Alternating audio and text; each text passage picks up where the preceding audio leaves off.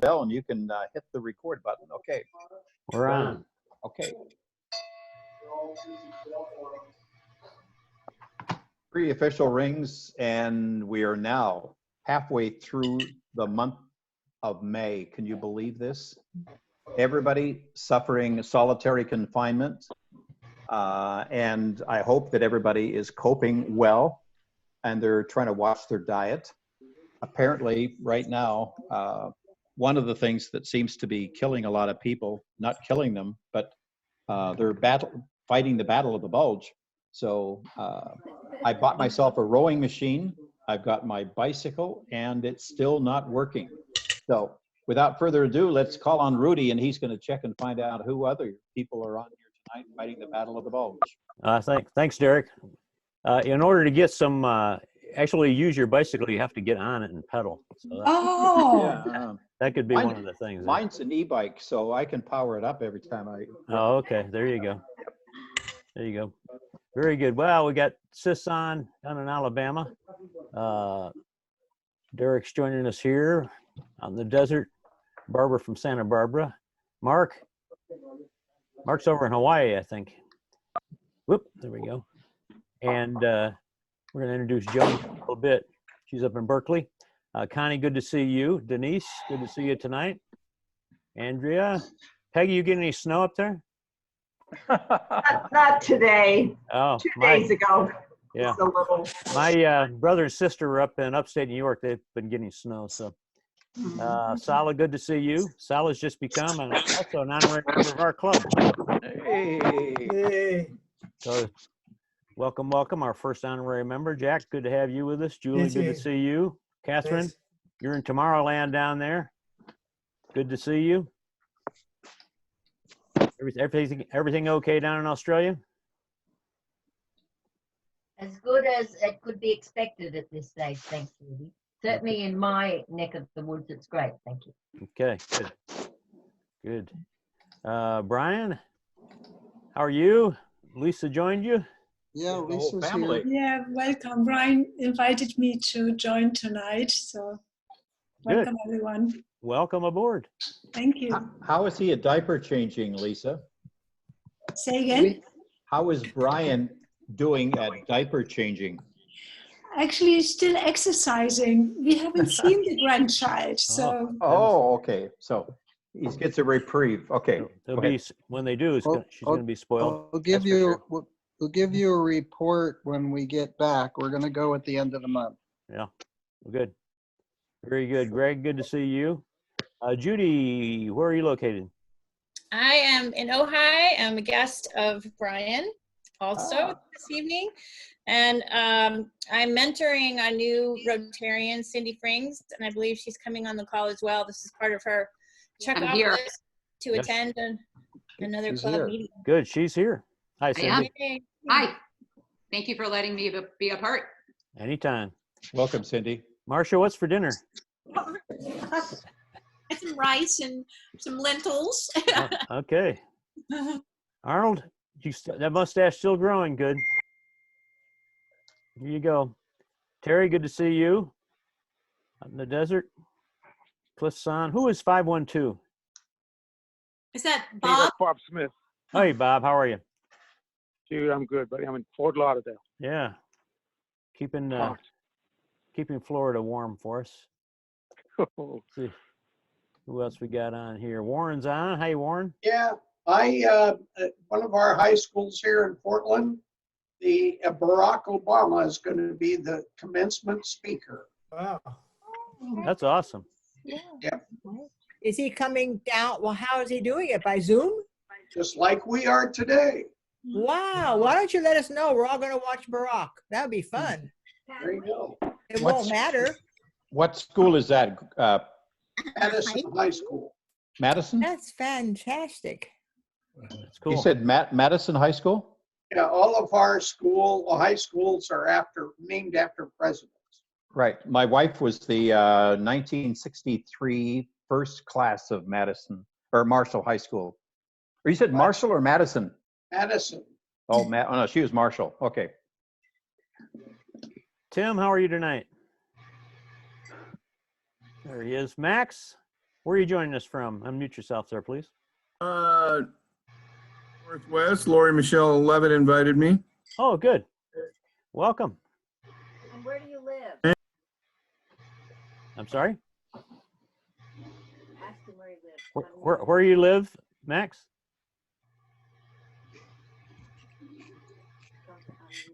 He's muted. Max is muted. Yeah, I see that. I live in Cedar Woolley, which is about an hour south of Bellingham, Oh, good. half north of Seattle. Okay, good. Gateway to the Cascades. There you go. And your bald eagles. Yes. Every January we have the Bald Eagle Festival. Yep. Good. Adam, how are you tonight? Hey, Rudy, we had the Blue Angels fly over today. Hey, that's That great. was something different. Definitely. Richard, how are you? Very well, from Northern Ontario, Right. Canada. Nice and warm up there? We just got rid of the snow last week. All right. Okay. You're becoming a regular, Richard. Welcome. Thank you. Make you an honorary member. Andrea's on here. Yeah, how are you? I'm doing great. I hope everybody's doing the same. Everybody is trying to stay well and away from the virus here and surviving in the mix of things, I think. Did I miss anybody? Yep. My brother. No, I got Cliff. Oh, yeah, we got Cliff. Yeah. Max, you've been invited by who was it? Somebody sent me a note today. Yeah, Lori Michelle Levitt. There we go. Where is she online? She said she had a project that went awry. Okay. And what brings you online other than the invitation from her? Yep. Rudy, I think you missed Lisa. Yeah, you did. Lisa brought her. Hey, Oh, Rudy. hi, Lisa. There you are. Last but not least, that's okay. And that video. There you go. Welcome back. There you go. Okay. How you been? Good. Things are here. Things are quiet in Sedona, although Arizona is not exactly respectful of things that might need to happen in order for us to heal. So I'm just staying inside. Well, we're on your side. Okay. Okay. We covered our attendees, and now to get straight away, next week we have Michael Collins for the Institute for Economic and Peace, and then we have Robert Fursch on the 26th, and on June the 2nd, can you believe it? That's only 3 weeks away. We have John Luco, who's the CEO of Rotary International, and is originally from Ukraine? From Ukraine. Ukraine. Okay. Yep. So, okay. Actually, he's from Detroit. His parents are from the Ukraine. Yep. Puchki dobra, right? Do you speak? No? Dobra? It's good. Okay. That's the extent of my Russian and Ukraine. Okay. All right. Rudy, I'll have you introduce our special guest speaker tonight. And if everybody could please mute your site so that Joan doesn't get any interruptions and we don't get any feedback. So please click your mute button and we're off to the races. And here's Rudy with introduction for Joan. All right. Thanks, Derek. Tonight, we're honored to have with us Joan Blades. Joan is the co-founder with John Gable of Living Room Conversations. And you're going to learn more about Conversations and the work that she's done in there. She works on connecting people with different ideas and different thoughts and different processes, and then how do we open those discussions so we develop empathy and understanding between us and break down some of these barriers and come to a common understanding, and each of us are able to grow that way. And so it'll be interesting tonight. And she's also done some work. Dennis Wong has worked a little bit with her. So there's also a conversation around the 4-way test that's just started out. She's co-founder of momsrising.org and moveon.org. She's co-author of Custom Fit Workplace and that won an award in 2011, and also Motherhood Manifesto, which also won an award in 2007. By trade, she's an attorney, a mediator, and probably more importantly, she's a nature lover, artist, and a believer in the power of us as citizens to develop this discourse, get some common values, and work together in healing. So I won't steal any more of Joan's thunder. Joan, thank you for joining us, and welcome. Take it away. Thank you, Rudy, for a great introduction. And I have a favor to ask of you. Could you watch comments when people have questions so that I'll just focus on looking at the screen? Perfect. And That if would be anybody has lovely. questions, you can put them in the chat box or raise your hand, and we'll help you out there. Wonderful. Because I can't even see everybody. You've got a lot of people on here. So I'm really happy to be invited because peace building is the way I've started describing this work I'm doing. I co-founded Living Room Conversations back in 2010, 2011. And one of the reasons I did that is I live in Berkeley and I'm a co-founder of Move On, and I wanted to know what was going on with the amount of how differently people saw things. And I had wonderful conversations with people across the political spectrum and made friends in 2005, 2006. By 2008 or 2009, it was harder to have a good conversation about climate change with someone on the right. And I realized that I wanted everyone that was willing to be able to have a good conversation with people that had different viewpoints, because it's enriching and it is a form of peace building. I think Rotary is a very interesting place for this kind of conversation because you are networked around the world and around the country. And the opportunity to really listen with curiosity to people with very different views in an intentional way is powerful. And I've learned that more and more as time has passed, because this has, we've had research done in the last year about the impact of these conversations. And I should describe a living room conversation. It's designed to be massively reproducible because it does not require a facilitator. The conversation structure holds the conversation. Originally envisioned as two friends with different viewpoints, each invite two friends for a structured conversation. The conversation has an introduction where people talk a little bit about their deeper values. Then the second round is around that, ask people about their personal relationship with whatever the topic is. And the third round is reflection and next steps. So it's never a debate. So whether you're talking about the American dream, guns and responsibility, energy, you name it, it's a first conversation is about listening and connection. And everybody that goes into it starts with a set of agreements that are really natural for us all. It's basically what we learned in kindergarten, to be respectful and curious and take turns. It's easy as that. And they've been done all around the country and all around the world. The research, I'm really excited to say, we've had to do this incredible shift in our practice because we had conversations happening in libraries and faith communities and living rooms and cafes and bookstores and by video.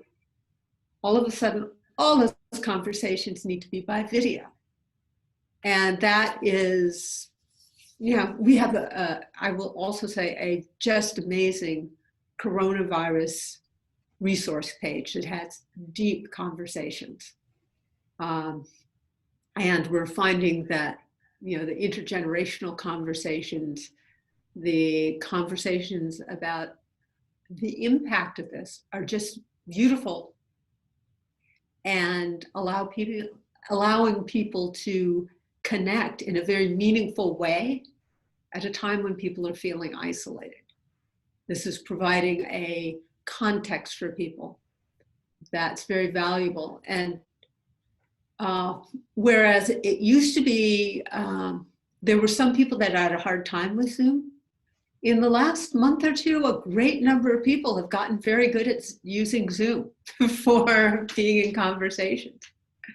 And last week I was talking to a mother who described an intergenerational, her mother, her nephews, they had a living room conversation that, allowed her to get to know her nephews in a way she knows she wouldn't have otherwise.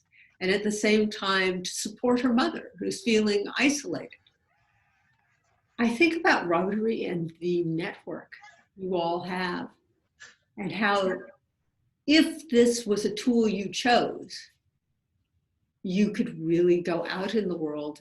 And right now, people need these connections for their mental health, for dealing with losses, for a lot of the young people, not being able to graduate with your peers in person is really hard. And, lives are being disrupted in a way that I've never seen in my lifetime. And being able to talk about that is powerful.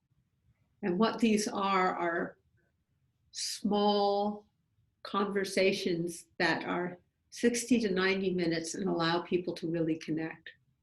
Another person was talking about how she'd really been enjoying these conversations with family, but they weren't substantive. But then there were living room conversations, which, we have conversations about making meaning out of loss, because that's what people are asking for right now. The people that are helping with writing our conversation guide. With all of the chaos that's going on down here, I think I should delay my trip up to Seattle. Okay. I hear about a delay to a trip to Seattle. That might not have had anything to do with me. Or it might have. This is, I hope, an opportunity to reach out to people you want to be in connection with, to people you're concerned about feeling isolated, to people that do have different viewpoints. This is a time when we're having a shared experience, and we can be very intentional about going to some places where we are supporting each other. So we do have a conversation specifically written with one of Rotary members about fellowship and friendship and the four-way test.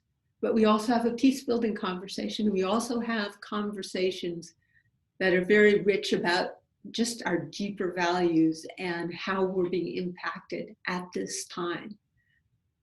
This is an open source project, which means we're constantly learning from the people that are having the conversations. And, many of our conversations are written in partnership.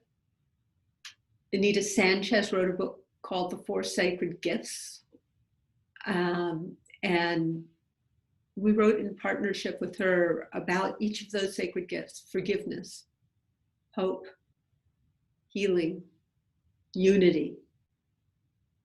And these are powerful, beautiful conversations. I'm not that young, and I had a conversation about forgiveness that took me places I hadn't gone before.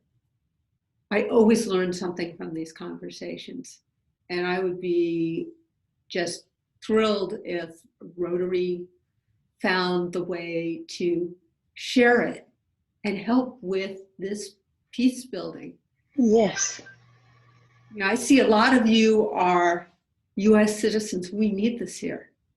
And I know one of you is in Australia too, and I've seen divisiveness. These have also been used internationally. I just don't have as much visibility on that because you want to be culturally appropriate.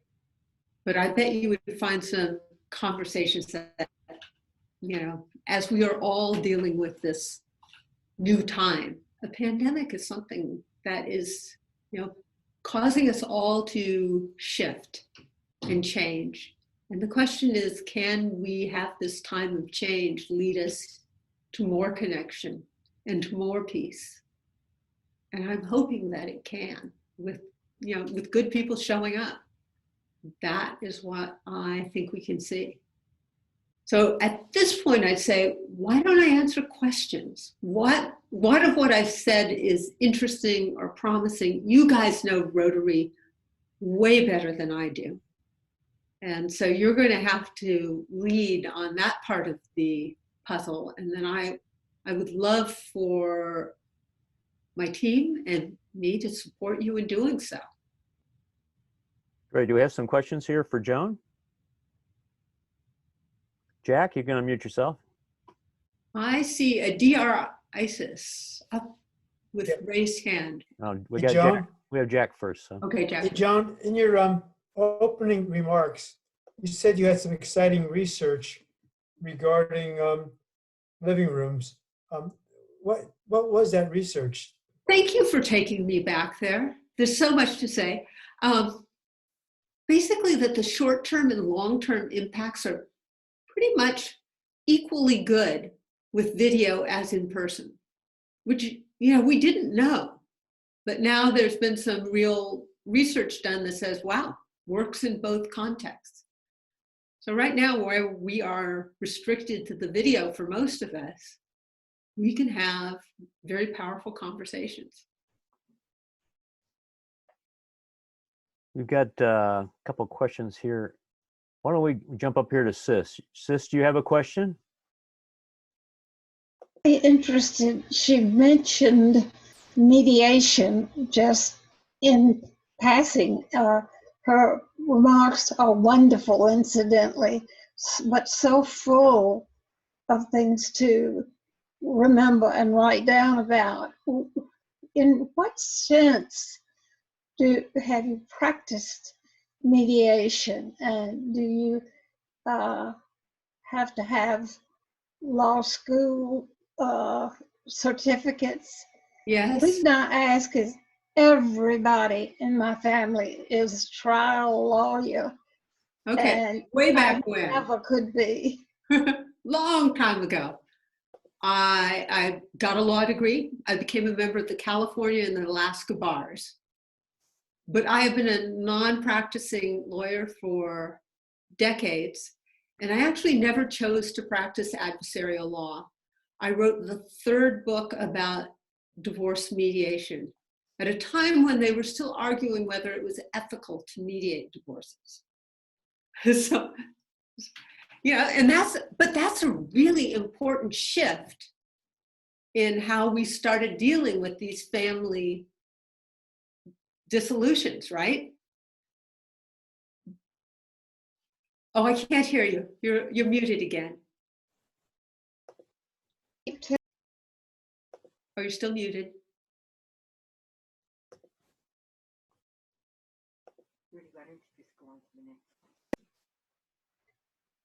At Columbia, where I did my doctorate in the how-to of peacemaking, because the students everywhere were saying, we know why, everybody knows why we want peace, but the how-to is the hard part.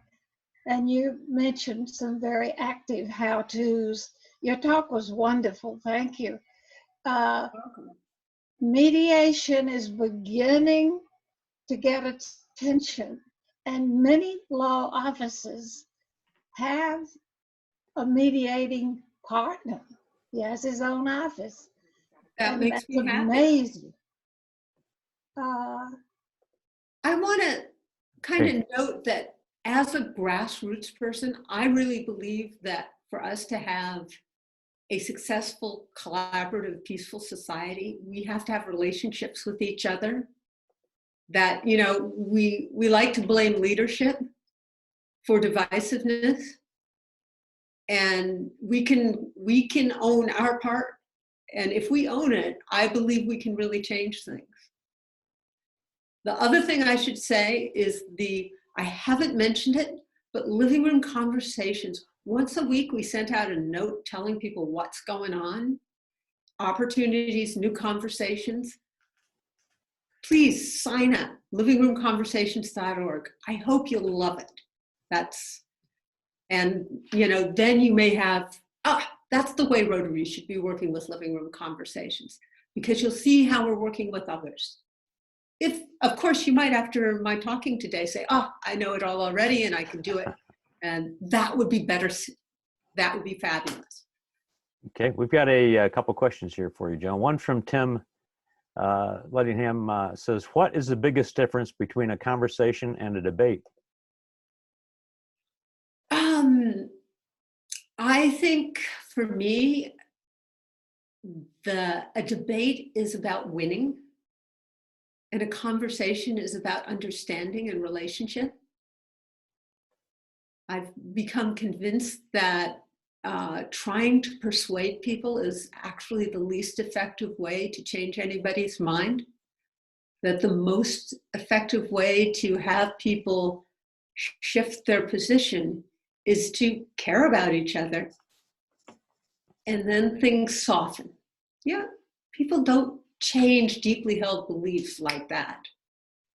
But we can, once we care about each other, everything is different. And I've loved the people I've gotten to, know through this. And yes, sometimes my head feels like it's going to explode. I was actually on Glenn Beck about a week ago, and we were both going, what are we doing on it? Talking to each other on air. This is odd. But, he actually sees this as something we need to be doing too. So he's going to be having a living room conversation with me, I think next week, sometime soon. We'll live stream it. Okay, great. That's something you'll find out if you sign up. If you don't know. All right. Thank you. We have about 4 getting some hands up. Start here with Richard Denton. How do you set up these conversations with people with opposite points of view? That's an excellent question. The original vision for Living Room Conversations was 2 friends with different viewpoints. And I actually co-hosted a conversation with the co-founder Tea Party Patriots in 2013. Had a great conversation with his friends and my friends, and found really important common ground. One of my friends introduced me to him. So we're not that far away from someone that sees things pretty differently. I tend to not think of it as opposite, because we find there's less opposite than we realize once we start talking. This said, whereas the original vision for this was 2 friends with different viewpoints, since 2016, so many people have lost friendships, relationships, damaged because of politics, that many people are reluctant to ask a friend, a neighbor, a colleague, a relative to co-host a conversation, which has caused us to work on a project called Mismatch. And Mismatch, we're doing it in schools for students, which is really cool, classrooms talking across the country. This is not a robustly funded area of work. The fight gets funded a whole lot more than the peacemaking, I'm sorry to say. So think Match.com coming to you as Mismatch for finding your political other. That is in the works. Right now, you probably have to do what I did, which is, talk to my friend who says, hey, you should talk to this person. Because even if you don't know someone with a different political viewpoint, which says something really deep about our society, you probably know someone that knows someone with a different political viewpoint. So we're going to jump on a question from down under. Go ahead and unmute yourself, Catherine. Thanks, Rudy, and thank you, Joan. I wanted to know if you are aware of the Mediators Beyond Borders international group and what they are trying to develop with what they're calling peaceful conversations, and it's exactly about what you're talking. And a peace fellow is leading it, Scott Martin, who is quite often on this eclub meeting, that he's not today. But anyway, I've been trying to get him and them to introduce it digitally, because I think, it's all very well they're working with Rotary districts in their area. But I think this is the sort of thing that needs to be expanded very quickly. And we are all now on Zoom. Can we not expand it incredibly quickly? Well, I am aware of Mediators Beyond Borders, and I've met some people from there. My understanding is they do trainings a lot too. I think of the living room conversations as, the bottom of the pyramid or the ladder of engagement. It's a way to start. It's a very simple, easy thing that you can start doing with a friend or some friends. A lot of people are now just having these intergenerational conversations. For example, the conversation about technology and relationships. Your political views makes very little difference. Your age makes a heck of a lot of difference. And how our technology is impacting us and how it's changed our way of being with each other. And now we've just gone into a new space yet again, with Zoom being our top way of being face to face with each other. It's about becoming intentional about who we are and about learning how powerful it is to listen. So I think Mediators Beyond Borders is wonderful in that, it gives a whole set of deepening skills in this. And what's so nice about the living room conversations is they're just all there on the website, and you can do them tomorrow if you just get together with a few friends and pick a conversation you like. So I think it's all complementary. Max, do you have your hand up, Max? Yep. Go ahead, please. Oh, a couple things. One is, I love Mediators Beyond Borders. That was Ken Cloak, right? The West Coast mediator guru. Woke up one morning, had a dream. A year later, they were in action. Thinking what we need is mediators within borders. I'm a mediator, and I've done a bunch of parenting plans and all that kind of stuff. And one of the biggest things about our process, and it's the Harvard negotiation project stuff, is what you're trying to do is get the two disputants, to have a conversation, which is what they have not had in the past, which is why they're in conflict. So that's a big one. But are you familiar with braver-angels.org? Definitely. Braver Angels is doing some lovely work and they're kind of exclusively, I believe, focused on the partisan issues. Yeah, red and blue. And partisan is part of our equation. But what happened is, we started in 2010 and we found it was good for speaking across differences. So we have, race and ethnicity conversations set. Sure.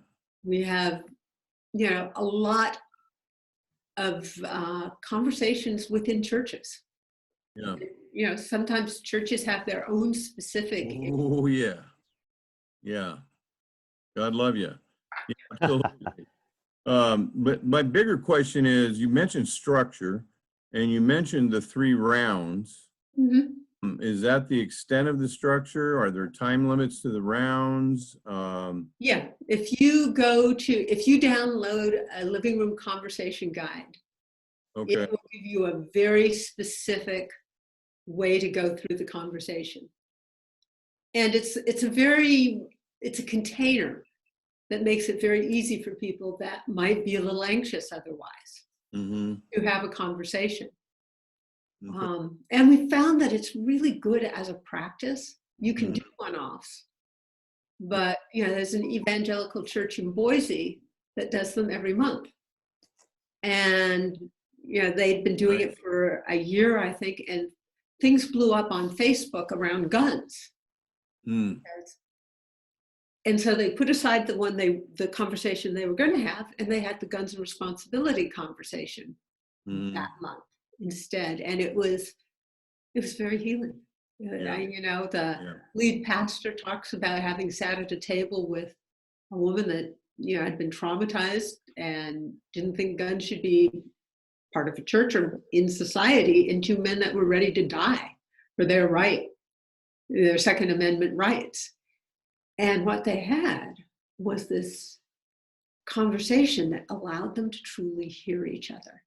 Yeah. And then I got to hear the stories about, it went home with impacts too, because a really good conversation, that's just the start. And then things, progress. We've got moving on here to My last one is nonviolent communication. Are you familiar?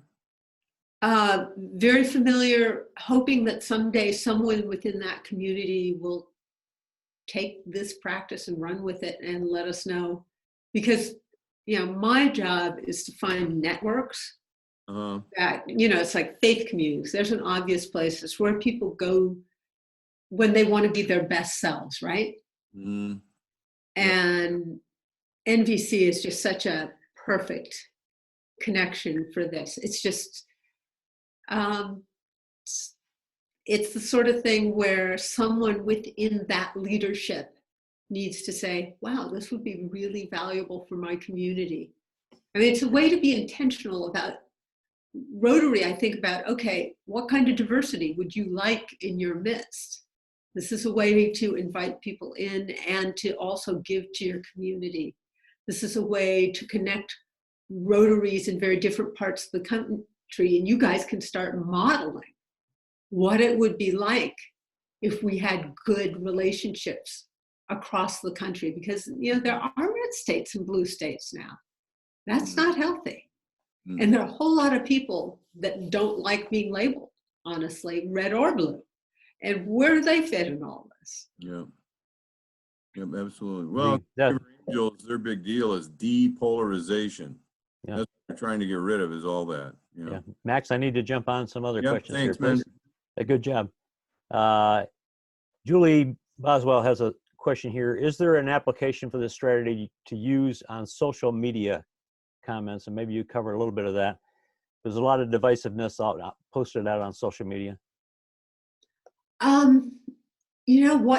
What people learn doing this can be applied to social media and is a very good thing. What we're focused on is the face-to-face, be it video face-to-face or in person face-to-face, because we are lightly resourced. We're part-time and volunteer, and we want to do what we do really well so that it has the chance to expand. We're always happy to have people use it's open source. Means you're welcome to use whatever pieces of this allow for you to do what you're doing better. So it's online's a place where a lot of inappropriate exchange happens. And improving that would be a gift. Judy Gabriel's got a question here. Some of this you covered on the facilitation part, and that if anybody goes to livingroomconversations.org, they can get the guide there. But she's wondering, would she be able to attend and work with a mentor to learn more how to use it properly? We do have some trainings that we do by video. And once again, if you sign up, you will see it. And on the website, there will be a place which will tell you too. We also sometimes have some mentor conversation hosts for people that want that. And we are just, trying to find out what people need. So keep an eye out for it. I'm pretty sure there's something up there. We're also working to have it available by video. And, we really need to create some volunteer structures to have everybody teaching each other. And we have the part way there, but this is a real sharp adjustment in our practice when most of our conversations were in person and we had a chunk online, and now they're all by video. it's a shock to the system. I'm super impressed with how well everyone has done that shift. Joan, with the current COVID-19 going on, and particularly out on our front lines where our doctors and nurses are having to handle this in some very tough life and death situations, and where they're confronted with being the only person in the room that sees that person for the last time and trying to connect them with their loved ones with a phone or that way. And these final things, they're going through a lot of pain and struggle. That's very traumatic for them. Is there anything on your COVID discussions, is there a way for us, maybe that's in the future, that we connect doctors and nurses with lay people to better understand their feelings and understand what they go through better, to get more empathy for the situations they're in? I think that some of the conversations would be really valuable. If you take a look at the COVID-19 resource page, that said, they're so overwhelmed in so many places. I don't know if they'd have the time. Whereas there are a lot of people that now have time to have a really meaningful conversation. They may be part of the population that doesn't. And I don't know is the answer. I hope they can participate, but I do worry for them too. Right. We should all be concerned for them. Jack had a question. Maybe it's a little too political, but he put something in the chat box here about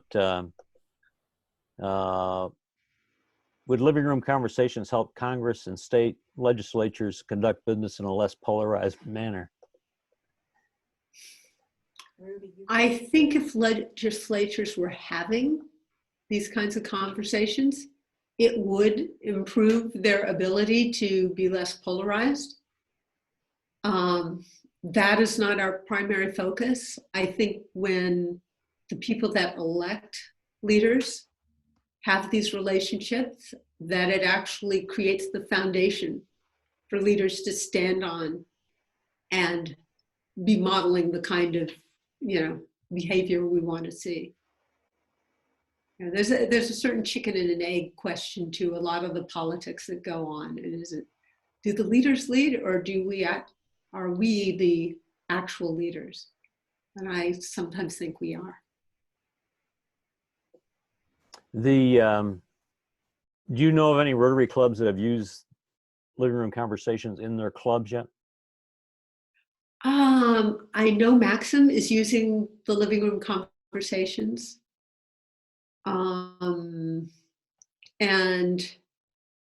Lewis Griggs in Oakland, I believe, has been using them in Oakland. He's one of our leaders, and he has mentored others, and he's a Rotary member. I don't have the kind of visibility I would like to have. And I did come down to your conference in Ontario, and there we had wonderful Susan Furstenberg.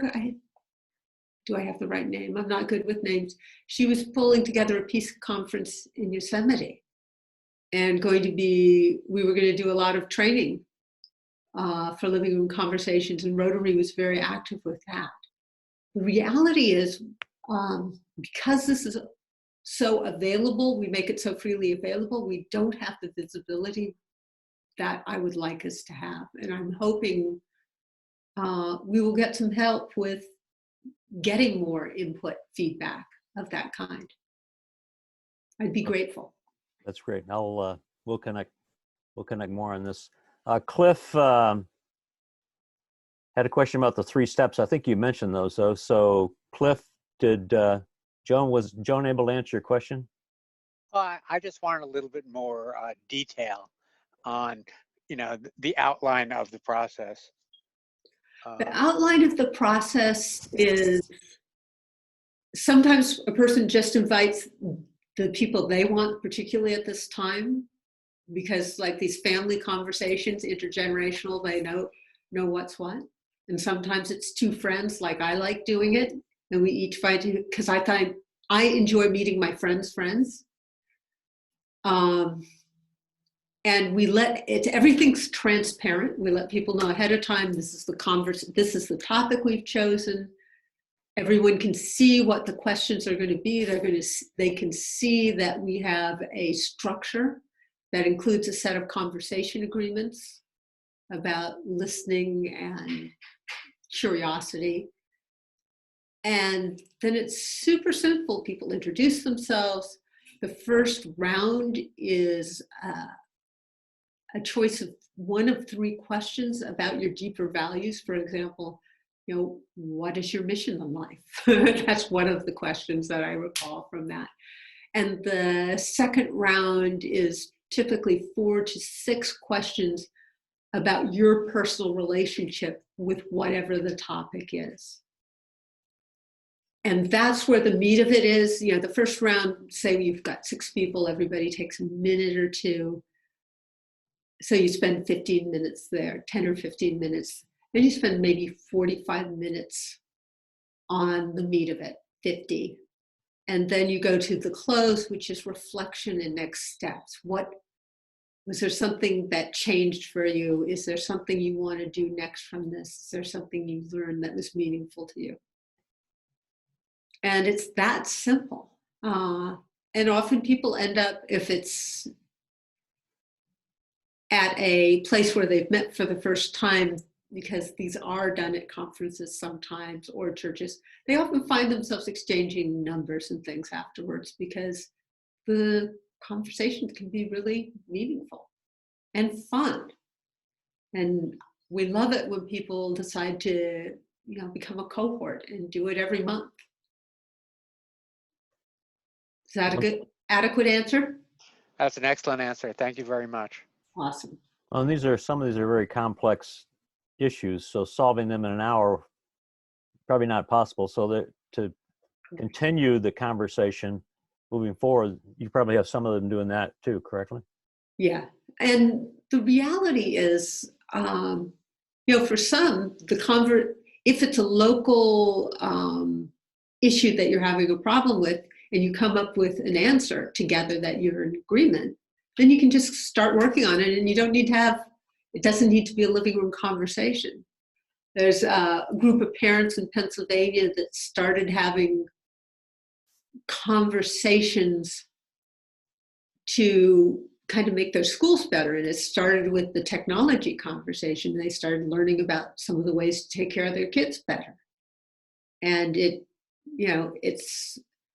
they brought in not just parents, but they started bringing in some of the administration, and it can be a way of moving a community forward, which is some living room conversations and some work in the community. Okay. Arthur, you can unmute yourself there if you have a question, please. Yes. Well, this is awesome and so related to, it keeps reminding me, I love what you said about the people lead. And I'm director of a film called The World is My Country about how the people can take a lead in kind of amalgamating the will of the people up to the global level, how to something better than win-lose democracy, a way we all can use just what you're kind of talking about, these kind of living room conversations, the nonviolent communications, use these tools in small groups that can interact with other small groups and begin to create a whole better decision-making method than the kind of win-lose democracy that we see as kind of a race to the bottom. Something that would be, like you said, finding the really value in each person and bringing something that draws that to the top. And I so wonder, what's your question, Arthur? Have you thought at all about how this could be applied at a higher level to begin to create a whole new way of action? You mentioned it a little bit already on, that you didn't do it for government, but how about if the people kind of take the lead and interactively begin to resolve the issues in our society? I tend to believe that if we are in good relationship with each other, then we find a way to meet everyone's core needs. Mm-hmm. And it's at a certain point, it ceases to be a living room conversation, and that's great. I want it, I want the good outcomes. And this is the invitation in. Who's missing? Who isn't in this school's conversation? Who isn't in this club that you would really like to have their voice represented also? It's a way to make a very intentional invitation and start to create the groundwork for the outcomes we're all looking for. One of the thought experiments I have been sharing in the last year is, my entering issue was climate change. Why aren't conservatives concerned about climate change was my question in 2005. And so my question is, okay, imagine everybody wakes up in DC tomorrow morning and climate is their top issue. I just have to look and see that healthcare has been the top issue in DC for decades, and we have the most expensive healthcare in the world. And we're not in the top 10 in terms of outcomes. So the reality is it's not convincing people that something is a top issue. It's our ability to have everyone's best ideas in the room and to work together collaboratively with the agility that you get when you're working with people that you have some trust and care with. If we don't have that, we cannot address the really serious problems we have. So, I originally thought I wanted people talking about energy, and I don't care what people talk about, particularly at this point. I just want them talking. I want them caring about each other. I think COVID-19's helped us learn how to do that a little better. Derek, go ahead. Yes, Rudy and Joan. Generally, liberals are viewed as being more secular, single, and in possession of a college degree and less likely to own a gun. And then the conservatives are most likely to be fiscal conservatives. They're not a social liberal, and they tend to be more religious and more likely to be married and usually are owning a gun. And it's terrible to stereotype these people. But yet at the same time, how do you bring these two people together where you can look at the thing objectively, not subjectively? I cannot have a conversation with my older brother who is off in right field. And I don't think I'm in left field. I like to look at things objectively, not subjectively. How do you address that when you're face to face with some of these people? And in particular, an individual in our culture these days attacks people, not because of their ideas, but because of the biases. The process of deciding who you invite as your co-host or guest means that I think, is this person someone that can be curious? Can they take these guidelines, these conversation agreements, and abide by them? And there are people in our families and in our friendship circle that cannot. If the dream here is to change our culture and move it towards respect. And there is social science that suggests if 3.5% of the population can do something, it can cause culture change. So we don't believe that everybody can do this. And I think it's particularly hard to do it in a family, honestly, because you have, all sorts of other history that's, playing out there. People used to come and ask, well, what about Thanksgiving? What about the holidays? And the family's the hardest place to do this. We did end up writing a holiday guide. And what you can do with your family is you can own your part of the conversation. And you can understand that there's some things you can't control. And you can feel good about what you brought. A large family gathering is also clearly not the intimate place where you have one of these deeper conversations. So it's not the satisfying answer that we can actually have the conversation with everybody. but we can have it with a lot of people. And as the culture changes, it moves out. You know, as we start to have more relationships, that's actually something that is, I'm a little leery to say the word, but viral. It's contagious. Yeah, on the ground rules that you set up to help people practice listening to the other person, what kind of ground rules do you start with that helps have people respect each other as you begin to open up? Well, I'm going to just take a look at them. The short version is be curious and listen to understand, show respect and suspend judgment, note any common ground as well as differences, be authentic and welcome that from others, be purposeful and to the point, own and guide the conversation. That's the fundamentals. And you know, everybody in the conversation is responsible for that being a good conversation. So it's not all on the hosts. The hosts, you know, tend to feel a little more responsible because they invited everybody. But when people are really good in person, they know how to be guests. We know how to be hosts. And we have, you know, we actually know how to follow a guide like this pretty darn well. Typically, the worst thing that happens is someone talks a little more than they might. And most people even have that awareness. But every now and then that happens. Yeah, good. Do we have one more question here for Joan?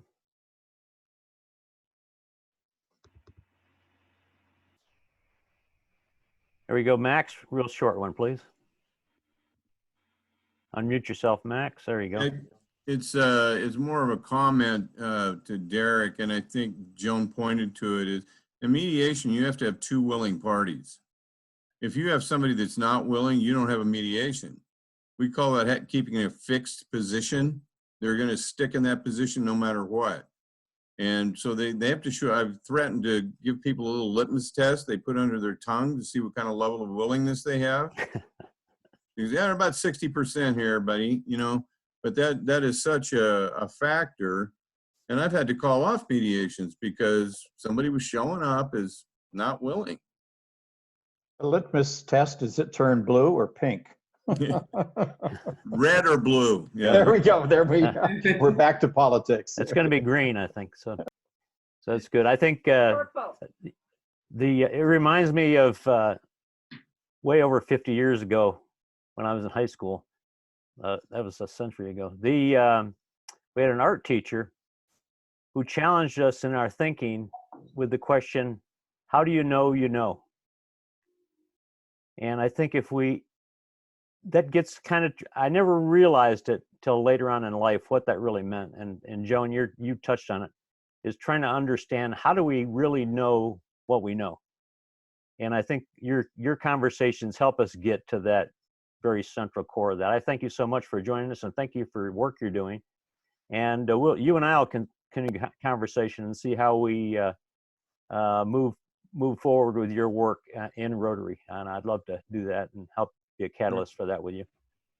Thank you so much. It's been a pleasure getting to meet you all, even briefly. And I hope we have a living room conversation one of these days.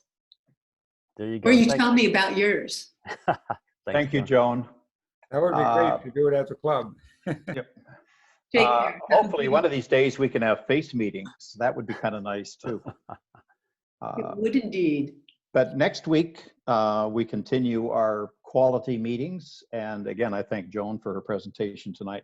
Michael Collins is with us next week, and he's with the Institute for Economics and Peace. Now there's sort of a question, economics and peace. Sometimes one drives the other, and let's see what Michael is going to show us next week. So if there's nothing more for the good of Rotary, I will ring my Tibetan singing bowl, and I will do it with the mallet. I will not do it trying to balance it on my hand. And we're good night. Thank you. Good night. Stay safe, stay well, and see everybody next week. Good night. Good night. Good night. Thank you so much, Joan. Terrific.